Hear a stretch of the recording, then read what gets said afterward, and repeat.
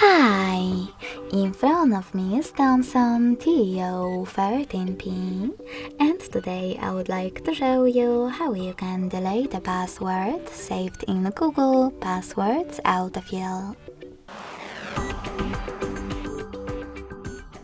Begin by opening Devices Settings and scrolling all the way down to access Google section.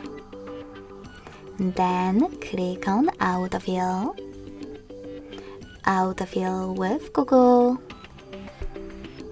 and Passwords. Now just tap on one of your added passwords that you wish to get rid of. Enter your current login method.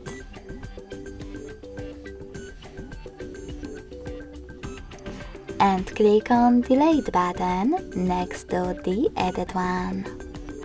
Lastly, confirm your choice in the pop-up. So when I do that, as you can see, my password was successfully deleted from Passwords Manager.